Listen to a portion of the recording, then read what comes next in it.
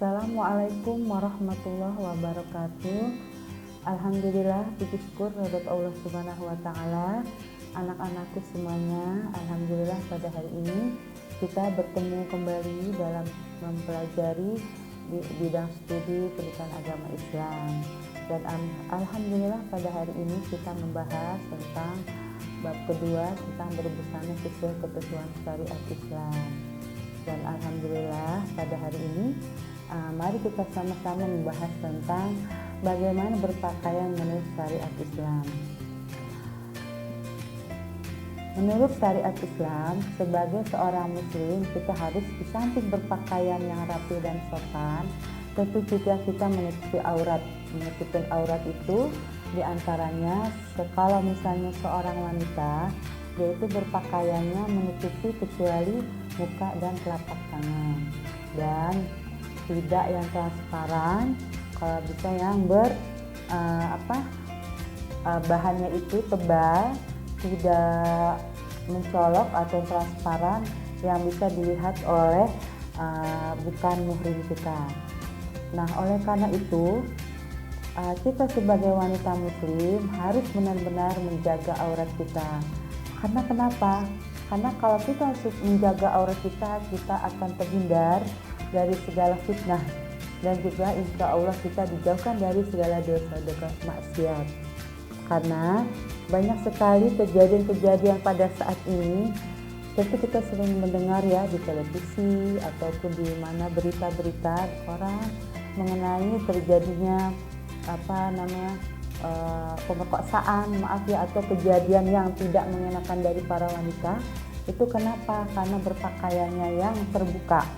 Nah, oleh karena itu beruntunglah kita sebagai seorang muslim, kita diberikan sama Allah atau diberikan petunjuk sama Allah dan diberikan pelajaran kepada kita bahwa kita agar berpakaian yang rapi dan sopan, dan tidak hanya rapi dan sopan tapi tertutup aurat kita, menjaga aurat kita dari pandangan orang yang bukan muhrim kita.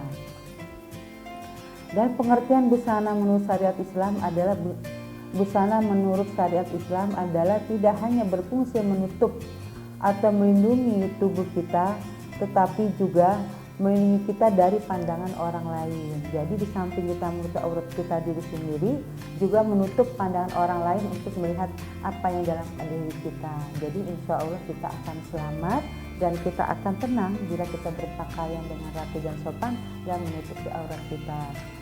Terus dari berbusana sesuai syariat Islam itu ada di surah An-Nur ayat 24 31, Al-Ahzab ayat 59, dan hadis riwayat Muslim.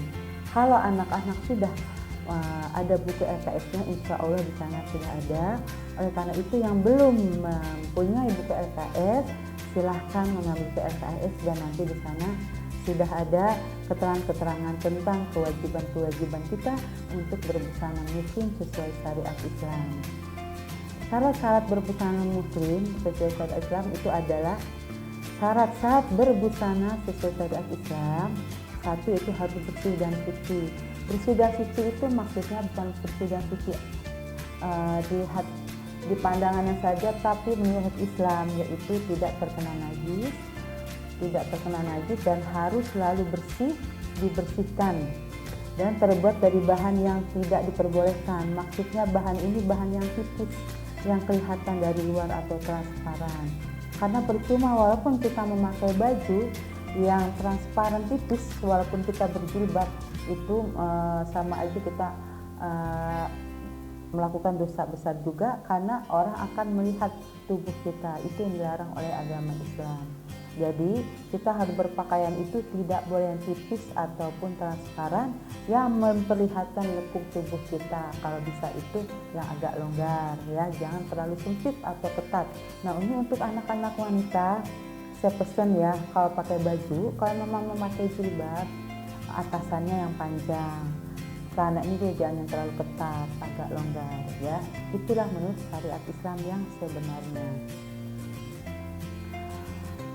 Perilaku berbusana sesuai syariat Islam dan hikmahnya, sangat banyak hikmah kalau kita berpakaian perilaku berbusana sesuai syariat Islam. Di antaranya satu, untuk menutup aurat. Dan yang tidak boleh busana dipakai oleh kita itu khususnya untuk laki-laki itu yang terbuat dari emas dan sutra.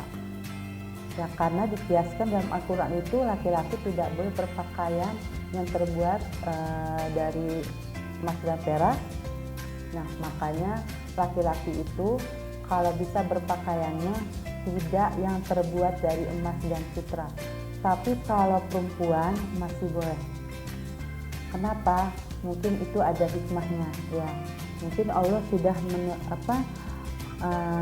menyatakan dalam Al-Quran bahwa memang laki-laki itu tidak boleh memakai baju terbuat dari emas dan sutra. Mungkin kalau kita perhatikan, kalau orang memakai emas dan sutra bisa aja dia bersifat ujub atau sombong jadinya. Makanya kalau orang berpakaian yang sederhana, apa adanya, yang bersih dan sopan, itu lebih disukai oleh Allah dan Rasulullah Shallallahu Alaihi Wasallam.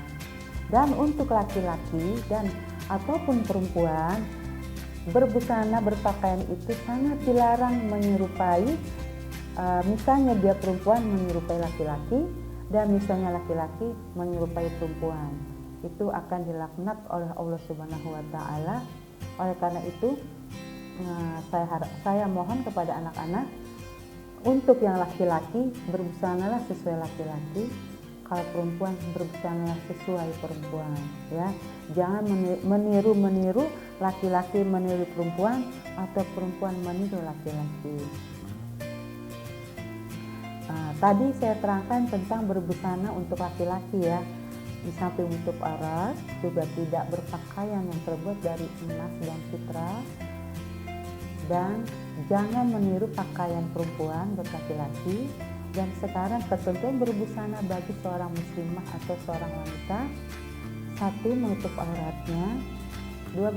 mengenakan jilbab atau kerudung, tidak tembus pandang, tidak transparan maksudnya, tidak memperlihatkan bentuk dan lekuk tubuhnya, tidak bertabarut itu yang berlebihan, maksudnya dandan yang terlalu berlebihan, yang terlalu medok kalau bahasa kita ya, yang terlalu glamor dandanannya, yang sederhana saja yang indah dipandang mata, tidak menyerupai busana laki-laki.